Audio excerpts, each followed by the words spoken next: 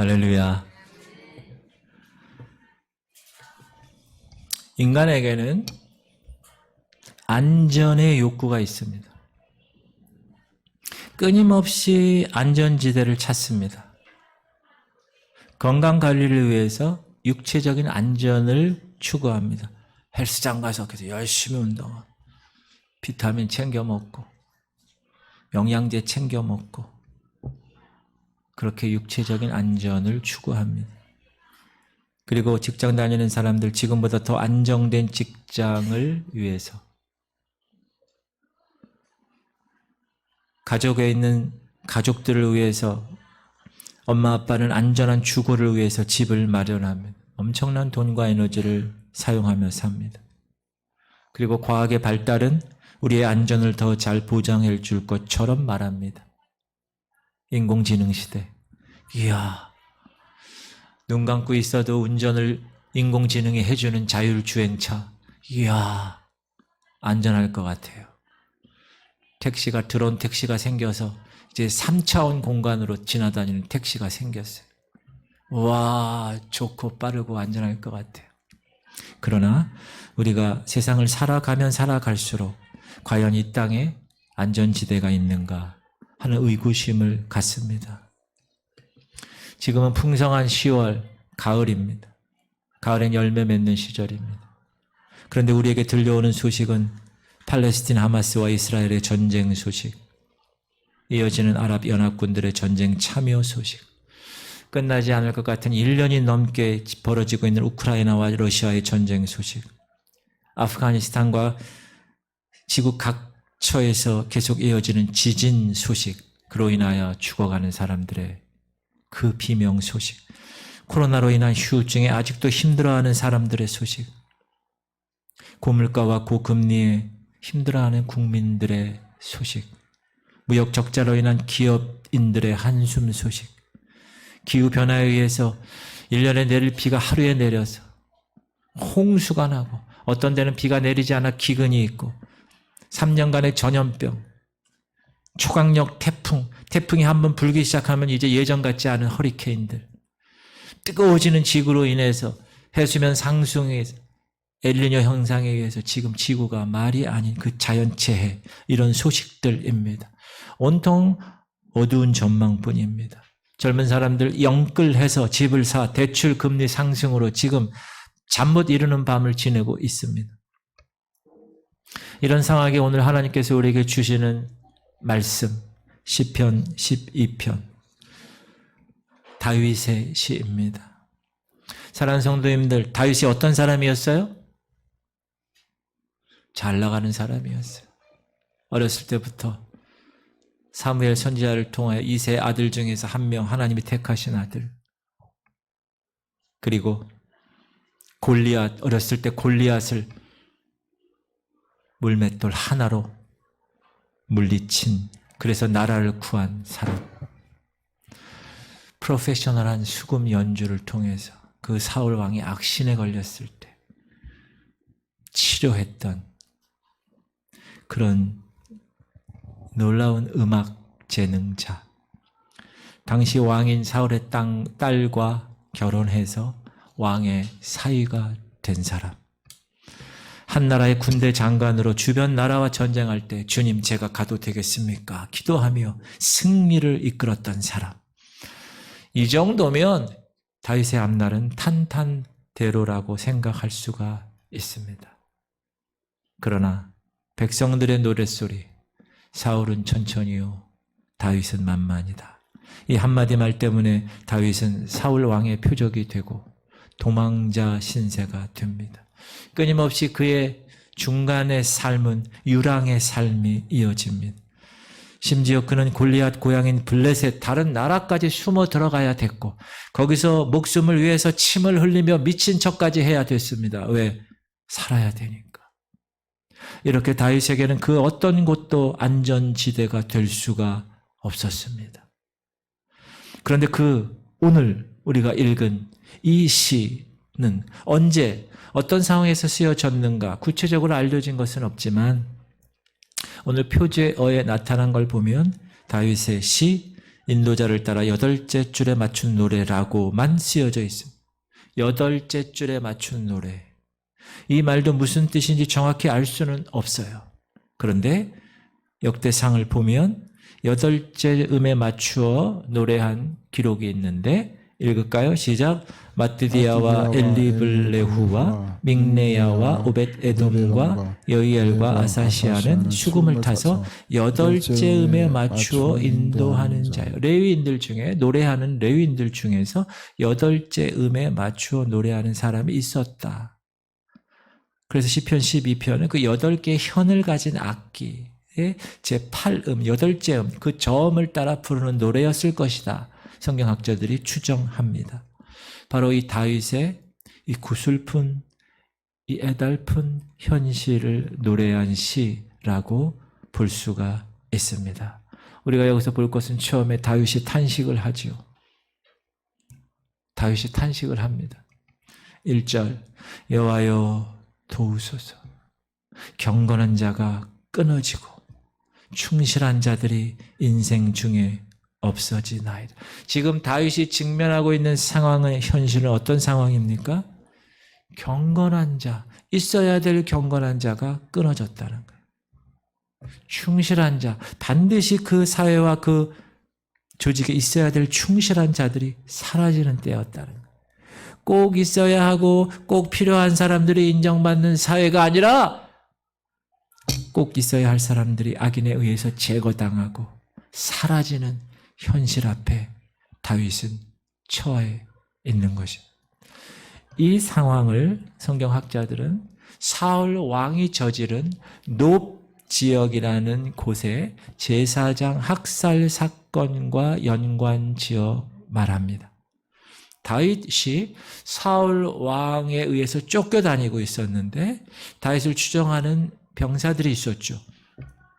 그들과 함께 막 쫓겨다니다 보니 밥도 못 먹고 물도 못 마시고 많이 힘든 상황에 그 높이라는 곳에 제사장 아히멜렉을 찾아갑니다. 다윗이. 그래서 다윗이 이렇게 얘기하죠. 제사장님, 우리가 며칠 먹지를 못했어요.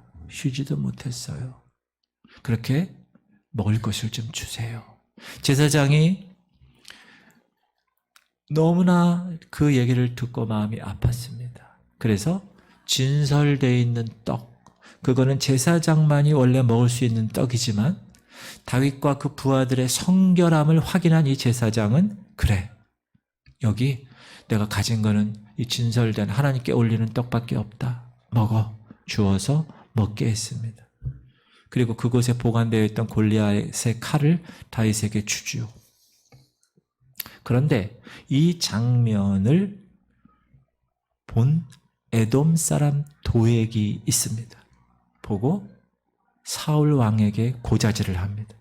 왕이시여, 지금 당신이 쫓는 다윗과 그 무리들이 높이라는 곳에 갔는데 거기 제사장 아히멜렉에게 먹을 것을 구했는데 제사장이 진설된 제사장만이 먹어야 되는 걸 줘서 지금 먹었습니다. 사울 왕이 듣고 그래? 야 도액 너 가가지고 다 죽여. 그래서 왕의 명령을 받고 이 에돔 사람 도액이 제사장 아히멜렉을 죽이고 그 노베에 있는 제사장 85명. 몇 명이요? 85명. 85명의 목사님들을 다 그냥 죽였다는 거예요. 그뿐만 아니라 그 높 성읍의 모든 남녀들, 아이들, 가축들 다 도륙했다. 그런데 하나님의 은혜로 그 다 여러분 사극 같은 거 보면 다 복수하느라고 다 죽이잖아요. 그런데 딱 누가 하나 남죠. 애기 하나가. 그럼 그 애기를 딱 갖고 막 도망가잖아요. 비슷한 거예요. 아히멜렉 제사장의 아들 아비아달이 도망하는 거예요. 그 다 죽이는 현장에서 도망와. 그래서 광야에 가서 광야에 있는 다윗에게 이야기하는 거, 보고하는 거. 다윗이요, 지금 저희 아버지 제사장도 죽고 85명의 제사장이 다 죽었습니다. 그런 소식을 들었을 때 이 다윗은 얼마나 마음이 아팠는가. 왜? 자기가 거기 가지 않았으면 그 사람들 안 죽었을 거 아니에요. 자기가 거기 가서 그 떡을 안 먹었으면 안 죽었을 거 아니에요. 그래서 그 사태를 비통해하며 이렇게 얘기하죠. 네 아버지의 집에 모든 사람 죽은 것이 나의 탓이로다. 두려워하지 말고 내게 있으라. 내 생명을 찾는 자가 네 생명도 찾는 자니 네가 나와 함께 있으면 안전하리라. 따라합시다. 네가 나와 함께 있으면 안전하리라. 다윗은 이 사태를 비통해하면서 그 원인을 남에게 돌리지 않았어요. 내 탓이야. 그리고 그때 쓰여진 시가 아마 오늘 본문의 시편 12편이 아닐까 성경학자들이 이야기하고 있습니다. 오늘날도 이 노베 제사장 학살 사건과 같은 일이 세계 곳곳에서 우리 주변에서 일어나고 있습니다. 권력을 가진 자들은 자신의 권력을 지키려고 반대하는 정적들을 제거합니다. 누군가를 무너뜨리기 위해서 온갖 방법을 동원합니다. 때로는 침소봉대하고 때로는 없는 죄도 만들어서 억울하게 고통당하게 합니다. 그렇게 고통당한 사람, 거기에 관련된 사람들 어디 가서 하소연할 수도 없는 그런 시대, 바로 이 시대의 고통스러운 현실입니다. 다윗은 이렇게 얘기하죠. 시작. 비열함이 인생 중에 높임을 받는 때에 악인들이 곳곳에서 날뛰는도다. 다윗은 통탄하는 거예요. 야, 비열함이 세상에서 인정받는구나. 그것을 높임받는구나. 비열함이 높임받는 세상에서는 여러분 악인들이 날뛸 수밖에 없죠. 악인들이 자기 세상을 만난 거예요. 사랑하는 성도님들, 진실이 사라지고 거짓이 횡행하는 사회일수록 하나님을 두려워하지 않습니다. 하나님에 대한 두려움커녕 오만 방자한 이들이 설쳐되는 세상, 그것을 오늘 본문을 통해서 다윗이 탄식한 것입니다. 그런데 다윗은 그 탄식을 하면서 그것을 끝난 게 아니에요. 이런 상황에서 다윗은 그 비통함과 탄식 중에서 누구를 찾습니까? 시작. 여호와여 도우소서. 경건한 자가 끊어지며 충실한 자들이 인생 중에 없어지나이다. 따라합시다. 여호와여 도우소서. 더 간절하게 여호와여 도우소서. 다윗은 하나님을 찾았습니다. 그리고 하나님께 도움을 구했습니다. 보통 사람들이 억울한 일을 당하면 두 가지 반응이 나타나는데, 야, 이런 불의한 세상에 하나님이 어디 있어? 내가 살아보니까 아니야. 하나님께 등을 돌리는 사람이 있고. 두 번째, 야, 무엇인가 하나님의 뜻이 있구나. 이 하나님의 뜻을 인내하며 하나님을 바라보는 사람이 있습니다. 사랑하는 성도님들, 우리 믿는 사람들도 환난 중에 넘어질 수 있나요, 없나요? 넘어지지 않죠? 넘어집니다. 그러나 여러분, 목사도 넘어지고 직분자들도 넘어지고 그리스도인들도 넘어져요. 그러나 넘어지더라도 어디로 넘어져야 돼요?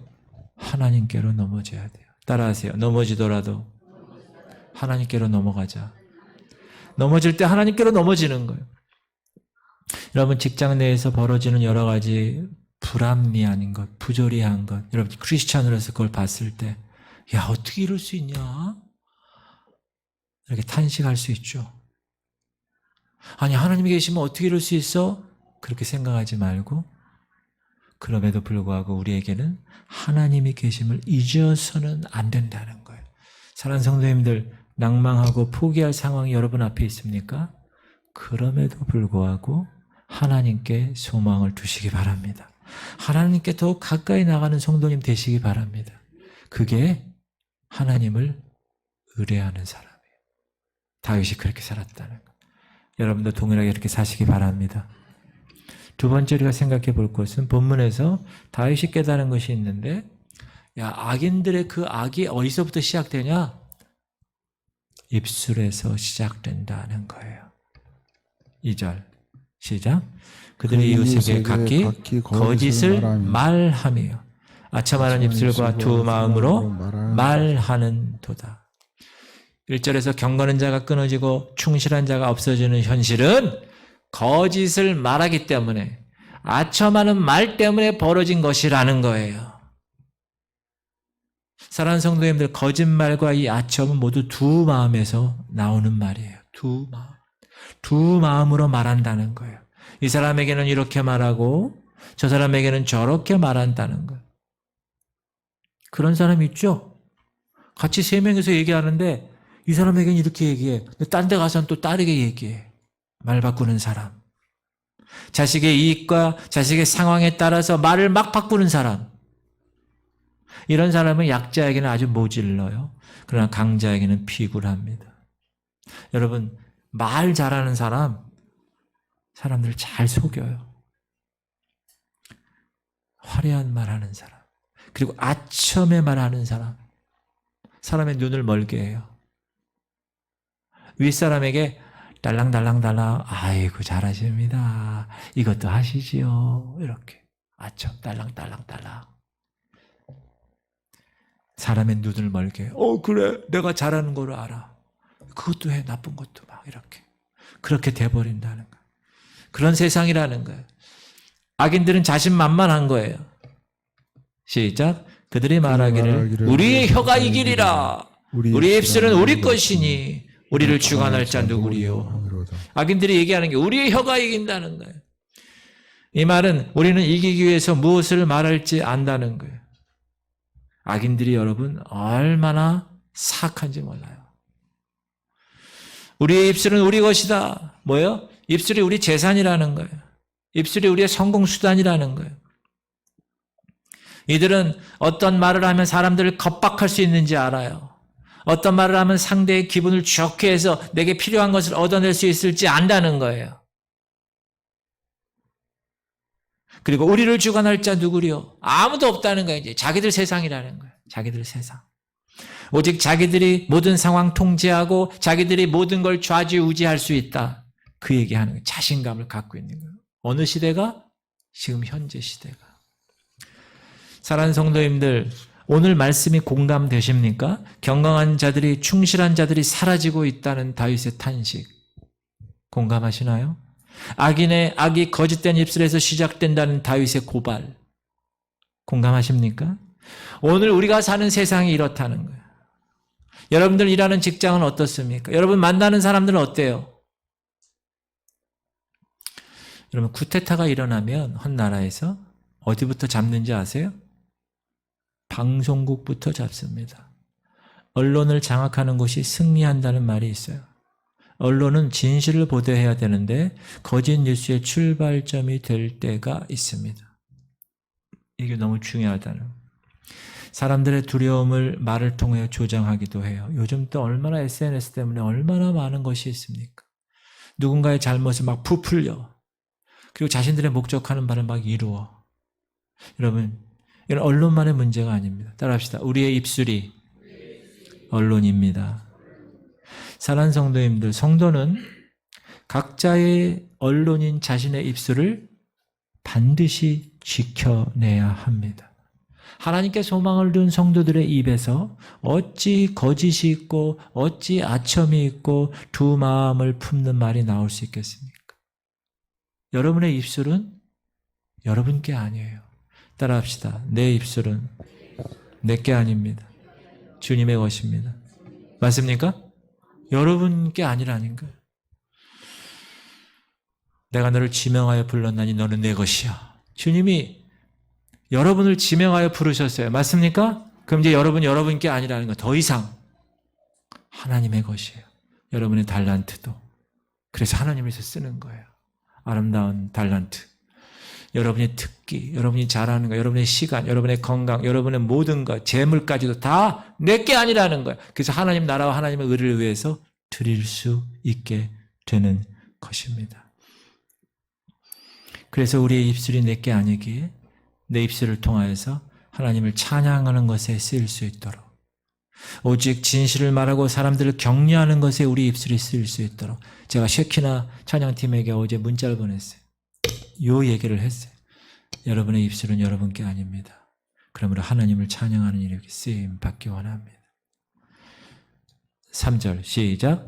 여호와께서 모든 아첨하는 입술과 자랑하는 혀를 끊으시리니. 이것이 다윗의 믿음이에요. 이것이 성도의 믿음입니다. 사랑하는 성도님들, 하나님은 반드시 악을 심판하십니다. 자신들의 입술을 승리의 수단으로 여기는 악인들 반드시 심판하신다는.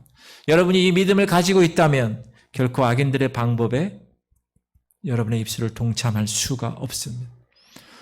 그래서 여러분들의 지체들에게 어떻게 해야 돼요? 겸손하게 얘기해야 돼요. 여러분의 가족들에게 가족이라고 막 얘기해도 되나요? 아니에요. 양해를 구하면서 칭찬과 격려의 말을 해야 합니다. 따라합시다. 말 조심합시다. 옆 사람에게 인사하세요. 말 조심합시다. 웃으면서 해야지. 여러분 인상 쓰면 말 조심 이러면 안 돼요. 웃으면서 말 조심합시다. 세 번째 생각할 것은 이제 다윗의 그 탄식과 그 믿음에 하나님이 응답하셨다는 거예요. 시작. 여호와의 말씀에 가련한 자들의 눌림과 궁핍한 자들의 탄식으로 말미암아 내가 이제 일어나 그를 그가 원하는 안전한 지대에 두리라 하시. 다윗의 탄식. 주님, 이 세상을 보니까 도저히 살 수 없을 것 같아요. 그런 탄식에 대한 하나님의 응답이 뭡니까? 하나님의 응답이 뭐예요? 이제 일어나 일하시겠다는 거. 따라합시다. 이제 일어나 일하시겠다. 하나님은 가련한 자들의 눌림의 신음소리를 외면하지 않으신다는 거예요. 궁핍한 자의 탄식 소리를 외면하지 않고 듣고 일어나신다는 거예요.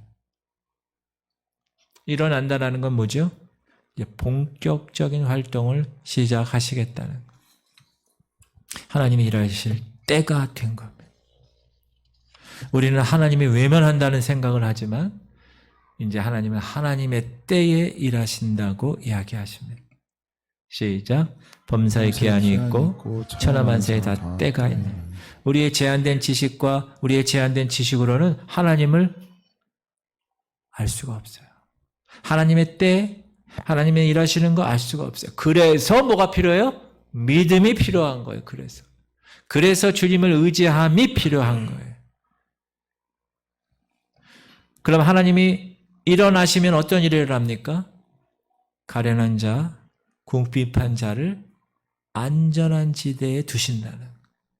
다윗은 사울 왕을 피해서 무려 10년을 도망 다녔습니다. 그에게는 어디에도 안전지대가 없었습니다. 이때 다윗이 깨달은 것이 뭡니까? 시작. 여호와는 나의 반석이시오 나의 요새시오 나를 건지시는 이시오 나의 하나님이시오 내가 그 안에 피할 나의 바위시오 나의 방패시오 나의 구원의 뿌리시오 나의 산성이시로다. 안전지대는 여호와 하나님 품이구나. 그걸 안 거예요.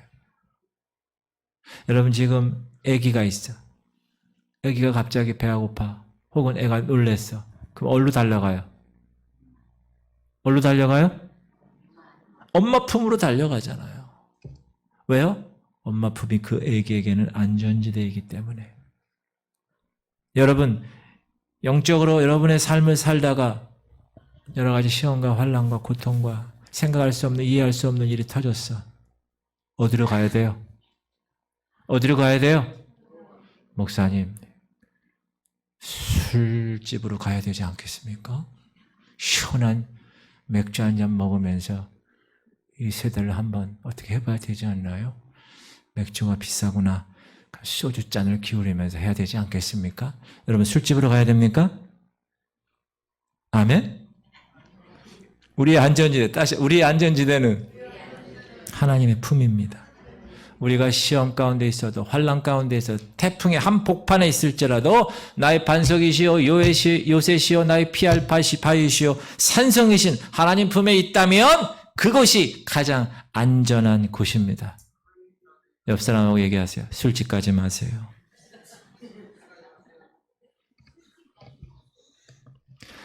이 하나님의 응답에 다윗도 응답했어요. 다윗의 반응을 볼까요? 시작. 여호와의 말씀은 순결함이요 흙 도가니에 7번 단련한 은 같도다.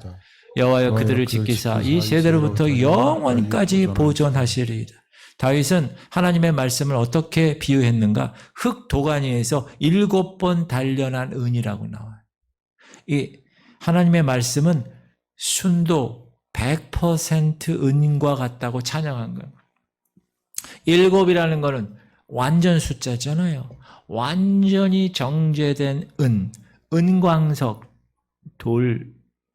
돌덩이를 그 도가니에 넣고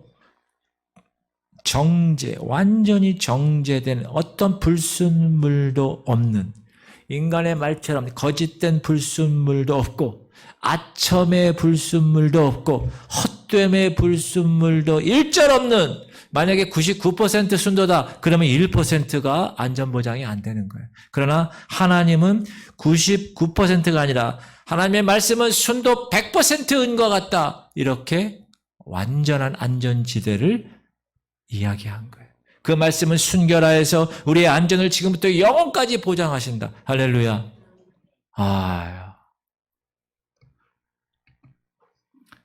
따라합시다. 성도는 영원한 안전이 보장된 사람입니다.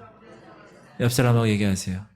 당신은 영원한 안전이 보장된 사람입니까? 물어보세요. 빨리. 네.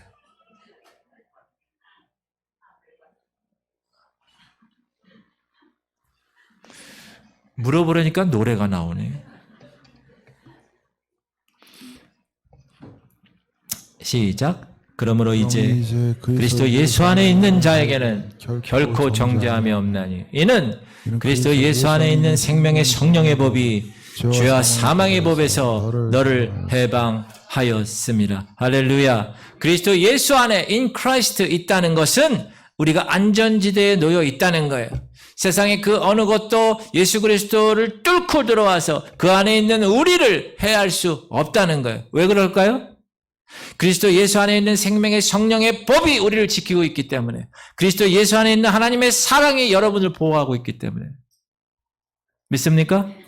그래서 우리는 두려워할 것이 없는 거예요. 아파도, 힘들어도, 재정적으로, 인간관계 때문에 막 고통스러워도, 자녀가 말을 들을 듯 안 들을 듯 애태워도, 그럼에도 불구하고 우리는 그리스도 안에 있다면 주님이 우리를 지키시고 그 생명의 성령의 법이, 그리스도 안에 있는 그 사랑의 법이 우리를 보호하시기 때문에 우리는 흔들리지 않는 거예요. 할렐루야. 흔들리지 않는 거예요. 예수님은 하나님 나라 비유에서 알곡과 가라지가 함께 자라는 밭이 세상이라고 그랬습니다. 이 말씀은 뭐죠? 주님 다시 오실 그 심판의 날까지는 비열함이 판을 친다는 거예요. 악인들이 날 때는 세상이 계속 될 거라는 거예요. 그래서 여러분, 눈에 당장 보이는 것만 보면 안 됩니다. 추수 때에는 반드시 구별하십니다. 알곡과 쭉정이를 구별하고 가라지를 거두실 것입니다. 불에 태우실 것입니다. 모든 아첨하는 입술, 자랑하는 혀를 오늘 본문에 뭐라 그래요? 끊으신 거예요. 그러나 가련한 자들, 주님을 위해서 헌신하고 궁핍함을 갖고 영적인 궁핍함 때문에 주의 전에 온 사람들, 안전한 지대로 옮기실 것입니다. 그러므로 그날이 오기까지 어떤 상황에도 낭망해서는 안 됩니다. 여러분, 낭망하지 마세요. 탄식하더라도 하나님께 소망을 두고 탄식하세요. 하나님께 도움을 구해야 됩니다. 100% 순수하신 하나님의 말씀에 의지하여 우리에게 말씀으로 약속하신 그 하나님, 그분을 붙들어야 돼. 그분을 찬양하며 살아가시기를 주의 이름으로 축원합니다. 그때 우리의 하나님이 여러분의 눈에서 눈물을 닦아주시는 거예요. 사랑하는 아들아, 수고했다. 사랑하는 딸아, 힘들었지? 수고했어. 그렇게 말씀하시면서 영원한 안전지대로 우리를 인도하실 것입니다. 사랑하는 성도님들, 힘드신가요? 탄식 절로 나옵니까? 하루라도 그냥 어떤 분, 하나님 나 지금 빨리 데려가 주세요. 여러분 마음대로 그렇게 되는 게 아니에요. 하나님이 허락하시는 거지. 그러나 그 위에서도, 그 장애물 위에서도, 그 고통 가운데서도 그 위에서 주님을 찬양하는 여러분 되시기 바랍니다. 그 장애물과 그 고통을 해결하시는 그것에 포커스를 맞추지 말고 그 뒤에서 그것을 조정하시는 하나님을 바라보시기 바랍니다. 그 성숙한 사람이. 따라합시다. 다른 데 가지 말고 주님 품에 달려 도움을 구합시다. 그런 여러분 되기를 주의 이름으로 축복합니다. 찬양합시다. 나의 힘이 되신 여호와여.